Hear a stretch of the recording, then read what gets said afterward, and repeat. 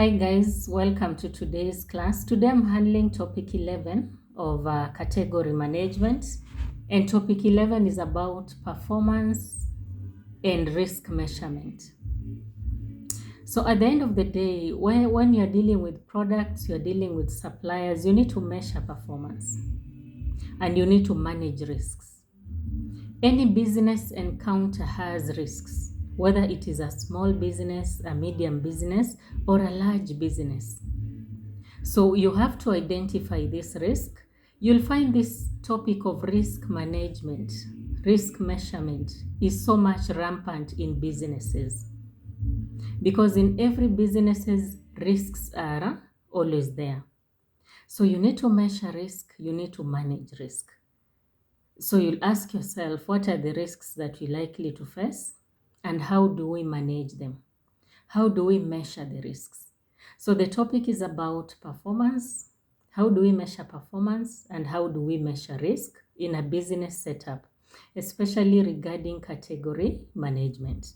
Because when you categorize items, there are risks which comes with the activity of categorizing. So how do we identify the risk and how do we measure the risk? And if it is in terms of performance, you ask yourself, yes, we have done category management. We've categorized items into several categories. How are we able to measure the performance? How are we able to know that we are on the right track? How are we able to know that things are moving the way they are supposed to move? So the topic is all about measuring performance, measuring risk, but in the category management aspect or element. So by some of the things we shall be able to look at is how to assess and capture performance data. Which is the performance data? How are we able to know that performance is positive or negative? What data are we expected to use? Then we look at the performance dashboard, improvement reviews. You need to know the areas of improvement so that we can be able to review and see, is there anything that has improved?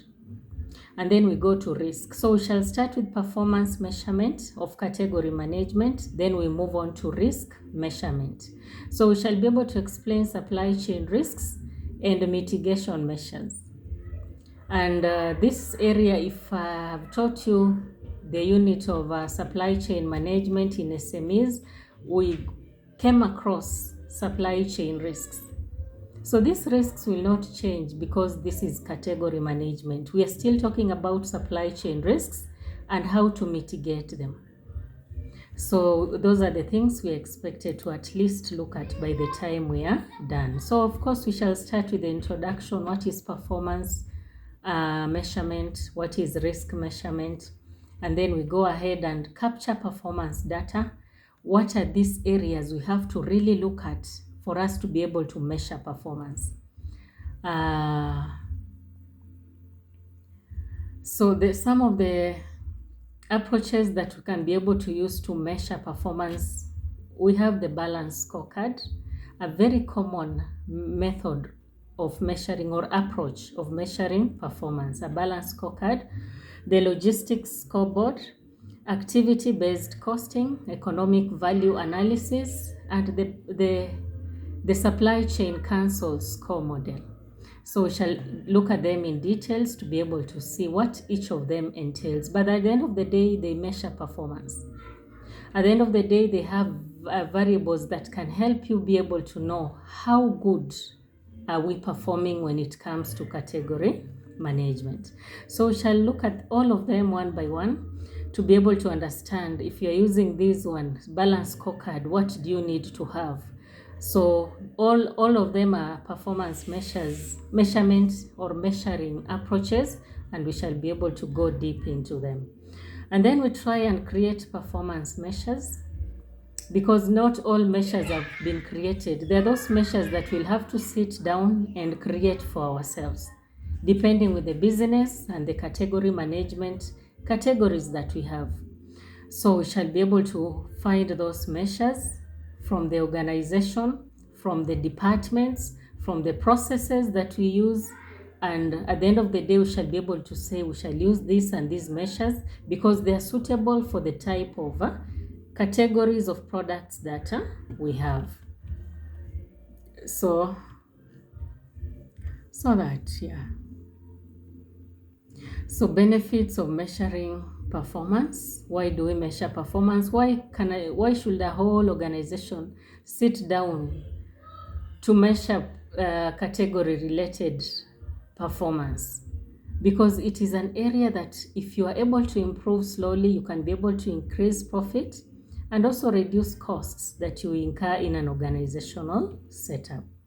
So metrics to be measured. And then we finish this topic by looking at supply chain risks and the mitigation. Risks will remain the same in supply chains. The only difference will be what you're dealing in. The categories of items you're dealing in will pose different risks. So we shall look at some of the risks and how to mitigate, how to reduce their impact.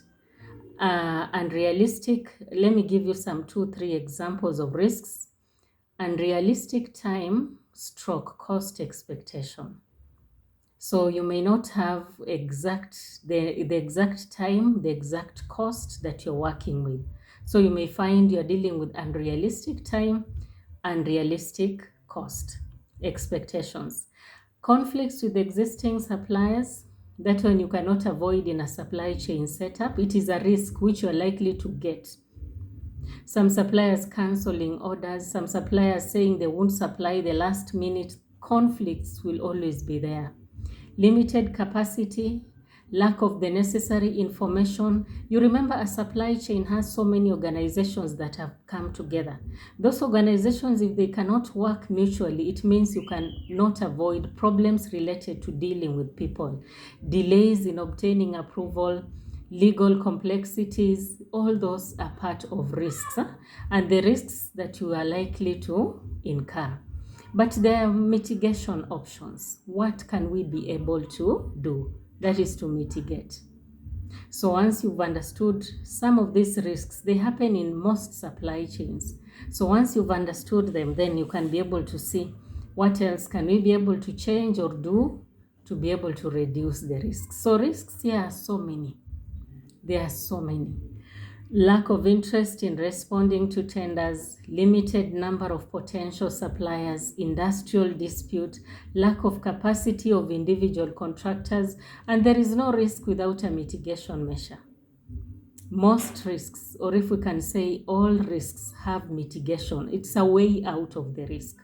Even if it will not eliminate the risk 100%, it is likely to reduce the impact of the risk. So we shall look at all those types of risks. There are so many here. There are like 7, 8, even 9 pages of risks, examples of risks in a supply chain. So how to handle them and how to reduce the impact of them. So by the time we are done with this topic, you should be able to measure risk. You should be able to measure performance in category management.